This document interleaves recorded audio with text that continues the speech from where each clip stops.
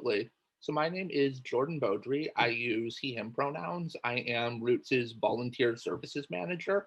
So something that is really unique about Roots as an emergency shelter is just how volunteer driven we are. It is really common for emergency shelters to have maybe a few volunteers kind of helping out behind the scenes, but not really interacting much with folks who stay there. And similarly, kind of a few staff members sort of roaming around checking on basic safety needs, but not really getting to know the guests at the shelter on a more sort of human level. So at Roots, we do things differently. Our goal on any given night pre-COVID was to have three volunteers or staff members present for every one guest that we serve. With COVID, those ratios have gone down a little bit. We do now have a cap on the maximum number of volunteers per shift. That is temporary, and it hasn't really changed the sort of focus of our volunteer program, though.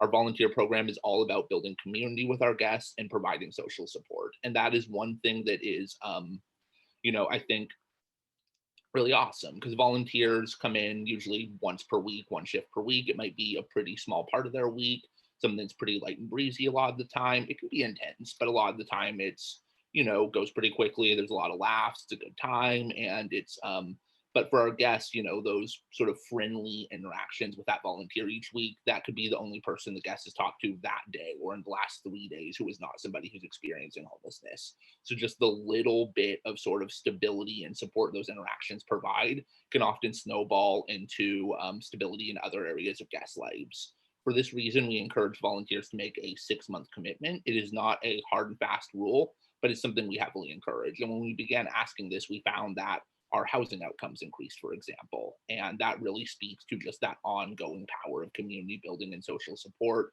and just the amazing impacts that our volunteers make in the shelter space. Really personal for me. I mean, growing up, I never experienced homelessness per se. Like I never had to sleep out on the streets, but there were times where we were couch surfing, and it's really only because of sort of the generosity of our friends or sort of extended family network that we always had a place to go. I mean, there were in my childhood like months where we couldn't pay the electricity bill. There were also times in my childhood where my family was pretty sort of affluent and well off. It fluctuated a lot, and I was raised by a single mom. She had me at 18. So my mom and my grandma were kind of my two sort of primary parental figures growing up. I grew up in Oakland, California, and Oakland has a lot of just like economic inequality. And that's something that really I kind of stood out to me from a young age, something I really picked up on sort of subconsciously is just sort of the divide between like people with wealth, people without, and just sort of like how normal that is on both sides and just how isolated it is from one another. And because my family's sort of economic status fluctuated a lot, I saw both sides of that divide pretty early.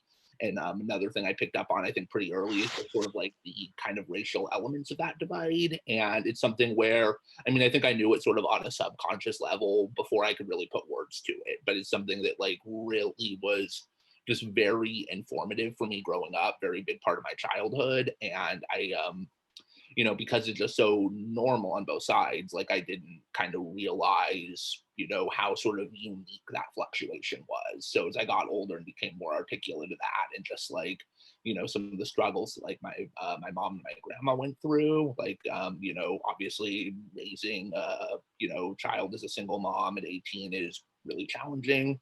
My grandma was more stable for a lot of my childhood, but she struggles with her mental health and has had kind of some ups and downs with that. And so it's like those links were really apparent to me from a young age too. And just like kind of the relationship between like, mental health and economic security and sort of the lack of resources for people who are struggling with mental health was another thing that was just, really informative for me from kind of a young age. So yeah, with my sort of like background, I mean, just inspired a passion in me for, social justice advocacy, particularly around issues related to economic inequality.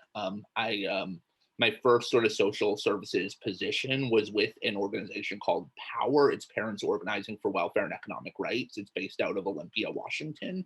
And in that role, I started volunteering there my last quarter as a college undergrad, and I, volunteered for about 30 hours per week. I would go out to welfare offices, low-income housing complexes, food banks, etc., and just help people access social services that they were entitled to and eligible for, but might have not known about. I also helped sort of kind of settle disputes between people accessing services and their case managers. I did this just with in-person outreach. I also operated a hotline that offered some of those same services. I really, really, really loved doing that. And, I also, as I was doing it, some of the people I helped access services became inspired to kind of, do the same thing and sort of pass that generosity forward. So in that role, I also began sort of training volunteers to do similar outreach, help out with the hotline.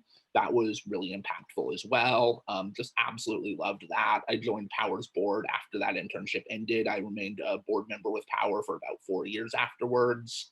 Um, yeah, and then from there, I did a couple years of AmeriCorps. One of my AmeriCorps positions was with the American Red Cross. In that capacity, I helped manage the Red Cross volunteer program across 5 counties. That was my definitely at that point kind of most substantial volunteer management position. And I mean, there were elements of that I liked. There were elements that I really struggled with, but I loved when I was at the Red Cross. I loved working with the volunteers, the sort of passion, and energy they brought to those positions because they wanted to be there and they cared about making a difference in their community. That was really uplifting and inspiring for me. That definitely helped instill kind of a passion for volunteer management. From there, I got my master's of social work from University of Washington, and I really loved that as well. That was a very informative experience. And following that, I began with Roots maybe 7 or 8 months after I graduated. And I was, I mean, sort of tangentially aware of Roots. Like I walked by it every day as I was going to class and everything, but I wasn't super familiar with the services. So when I saw the job listing, learned about the organization, I mean, it was a really great sort of synthesis of a lot of my different passions, working with volunteers, providing direct service, helping address economic inequality. It just, so I've been with Roots for about 3.5 years now and just absolutely love it.